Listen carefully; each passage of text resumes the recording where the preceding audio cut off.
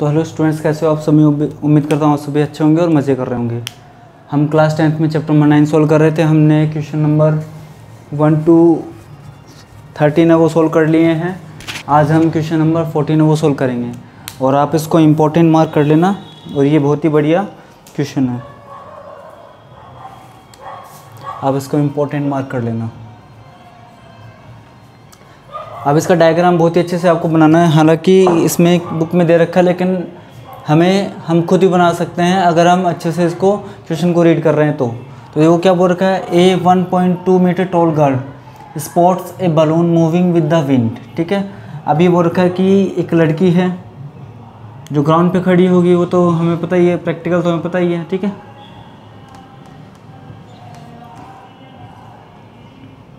अभी जो गर्ल है उसकी जो हाइट वो कितनी है, 1.2 मीटर। ठीक है, अभी वो रखा है कि ये बलून को देख रही है। ठीक है, जो कितनी हाइट पे है, 88.2 मीटर हाइट पे है फ्रॉम ग्राउंड। तो ग्राउंड से ये सी, ये डी, और ये जो हाइट है वो कितनी है, 88.2 मीटर। ठीक है, अगर ये ए बी है तो हम इसको मिलाएंगे तो ये ए बी और सी डी ये ई हो जाएगा और ये 1.2 मीटर होगा। ठीक है, और ये डिस्टेंस कितनी हो जाएगी, ये वाली distance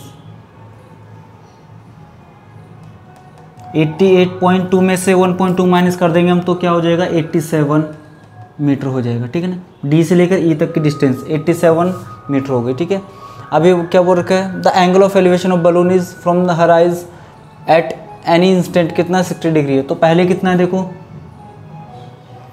60 degree angle of elevation है। ठीक है, अब ये बोल रखा है कि आफ्टर सम टाइम, कुछ समय बाद में जो बलून है वो हवा के साथ ट्रेवल कर रहा है। ठीक है, तो हमने मान लिया कि जो बलून है वो हवा के साथ ट्रेवल करके डी पॉइंट से कहाँ पे पहुँच गया, एफ पॉइंट पे पहुँच गया है वो। ठीक है, अब एफ पॉइंट पे पहुँच गया तो ग्राउंड से तो इसकी डिस्टेंस क्या होगी, वही ग्राउंड से तो कितनी होगी इसकी डिस्टेंस, वही 88.2 मीटर। ठीक है,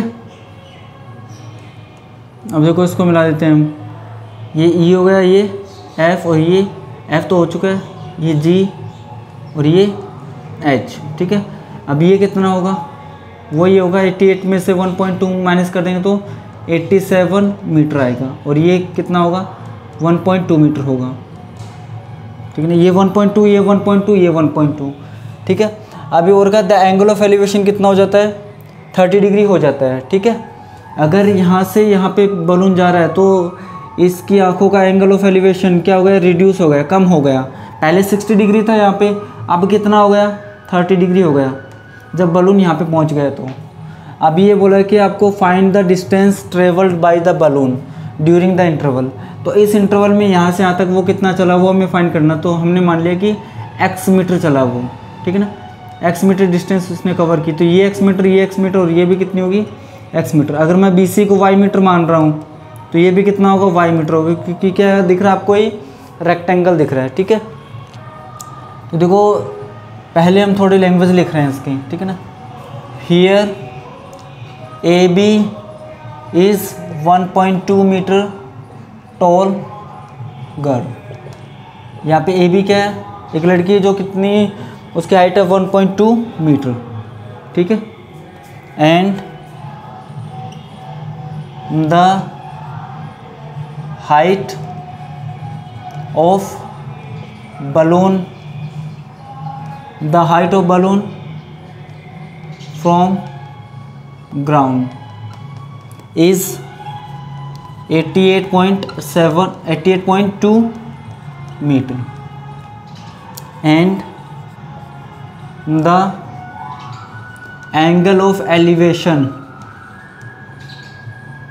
the angle of elevation of balloon from the eyes of girl at any instant, किसी समय। ठीक है, इज़ 60 डिग्री। ठीक है, अब देखो हम लिख लेते हैं कि when the balloon when the balloon traveled the distance x metre, जो हमने लेट कर रखी है, ठीक है ना। जब balloon x metre distance travel करता है, then angle of elevation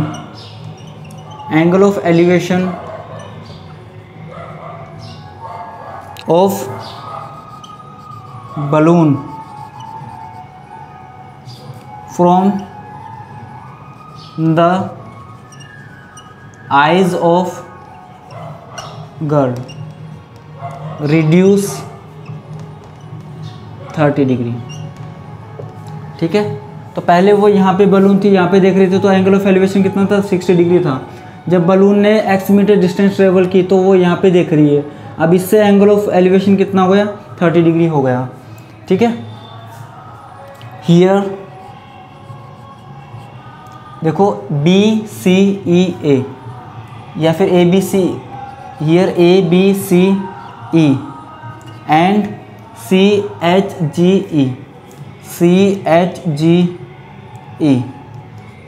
forms rectangle, ठीक है। ये रेक्टेंगल बना रहे हैं। So AB is equal to EC होगा और ये 1.2 मीटर हो जाएगा। And BC is equal to AE होगा। BC और AE इक्वल हो जाएगा, वो हमने लेट किया है y मीटर। एंड EC और GH इक्वल होंगे, वो होंगे कितने, 1.2 मीटर। एंड CH और EG इक्वल होंगे, और वो x मीटर हमने लेट कर रखा है।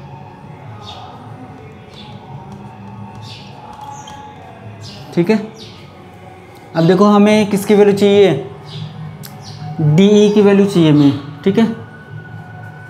सिंस DE क्या हो जाएगा बताओ, जो CD है उसमें से मैं क्या माइनस कर दूंगा, EC की वैल्यू माइनस कर दूंगा, तो क्या आ जाएगा, DE आ जाएगा।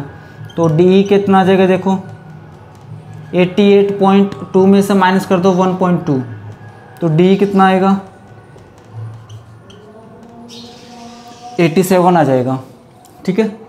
और DE किसके इक्वल है, GF के इक्वल है, तो ये GF के इक्वल हो गया, ठीक है।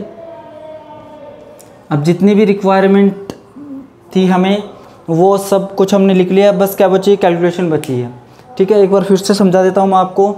इसमें क्या था कि एक 1.2 मीटर टॉल एक लड़की थी, वो यहाँ पे है, खड़ी हुई है वो यहाँ पे, और बलून को देख रही है।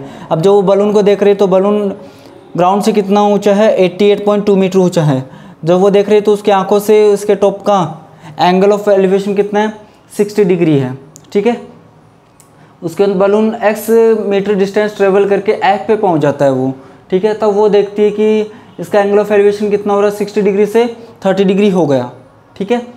और जो ये लेंथ है वो तो क्या 88.2 मीटर ही है, और जो DE और FG कितना है, 87 मीटर है, क्योंकि हमने 1.2 मीटर किससे माइनस कर दिया, 88.2 में से माइनस कर दिया, ठीक है। तो आप इसको नोट कीजिए। अब हम इसकी कैलकुलेशन है वो करते हैं, ठीक है।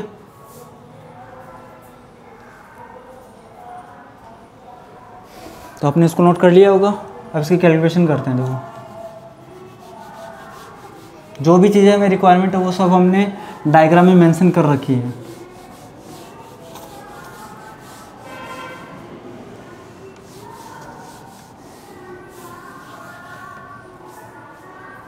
देखो सबसे पहले ये एक तो ये ट्रायंगल, राइट एंगल ट्रायंगल, और एक वो वाला है। तो सबसे पहले हम कौन सा लेंगे, हम AED, क्योंकि हमें इसकी वैल्यू पता है, ED की 87 मीटर है, तो हमें Y की वैल्यू आ जाएगी यहाँ से, ठीक है।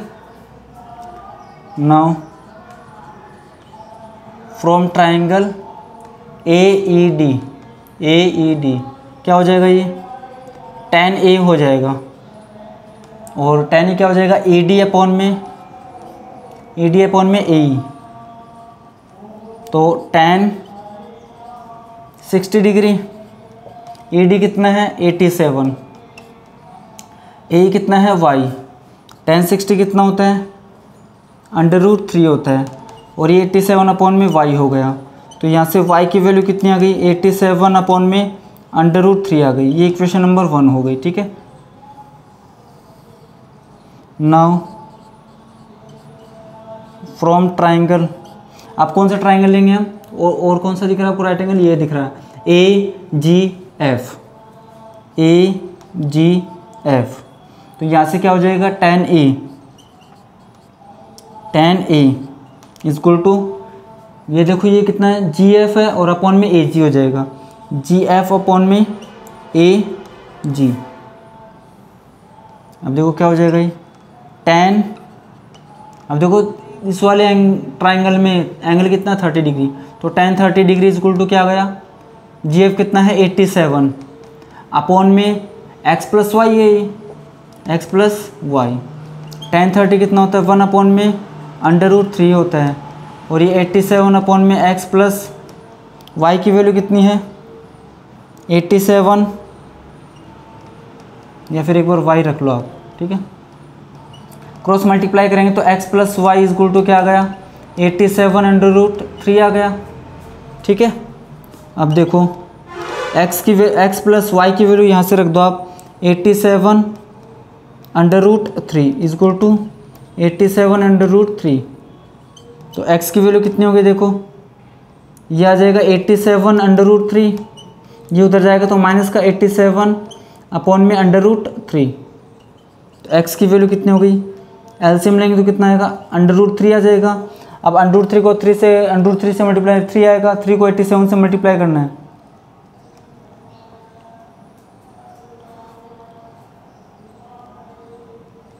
$251 आएगा, माइनस में 87 आ जाएगा। ठीक है, तो देखो आगे सोल्व करते हैं इसको हम। x की वैल्यू कितनी आ गई, 11 में 7 जाएगा 4 बचेगा। ठीक है, और 24 में से, और ये 164 बच गया, अपॉन में √3 आ गया।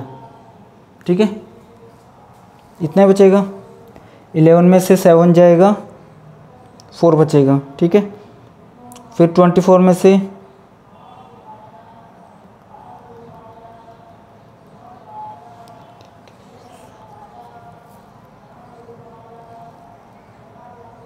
जी ये कितना होगा 261 होगा, तो यहाँ पे क्या बचेगा 174 बचेगा। ठीक है, अब देखो रेशनलाइज कर देते हैं इसको हम, मल्टीप्लाई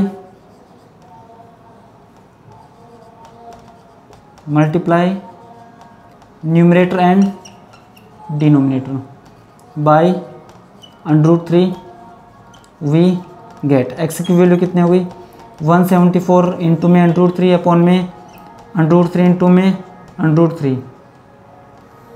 तो x की वैल्यू कितनी हो गई देखो 174 √3 अपॉन में 3। तो x की वैल्यू कितनी हो गई, अब इससे कैंसिल करते हैं इसको हम, तो ये 58 √3 मीटर। ठीक है, तो कितनी डिस्टेंस ट्रेवल की उसने 58 पॉइंट में √3, तो हम क्या लिख देंगे therefore the distance traveled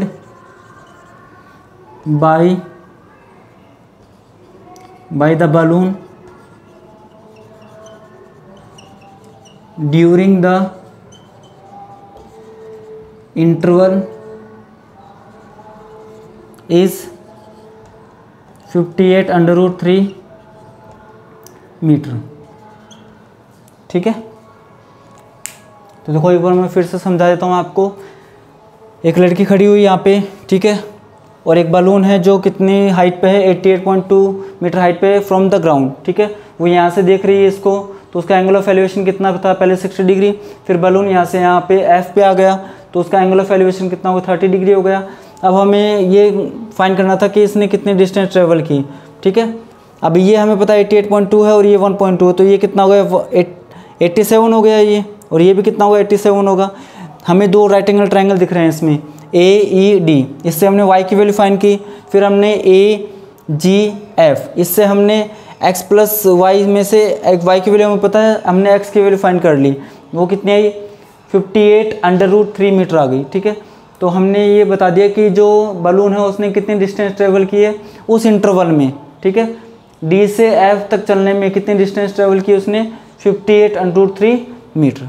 ठीक है, तो इस क्वेश्चन को आपको अच्छे से प्रैक्टिस करनी है, कम से कम 3 या 4 बार आपको इसको खुद को सोल्व करके अच्छे से लिखना है। ठीक है, और प्रैक्टिस करते रहना इसकी। ठीक है, तो आज वाली क्लास में बस हम एक ही क्वेश्चन करेंगे, इसकी जो नेक्स्ट क्लास होगी इसमें जो रिमेनिंग 2 क्वेश्चन है वो हम सोल्व कर लेंगे। ठीक है, तब तक आप खूब मेहनत कीजिए और खूब अच्छे से पढ़िए।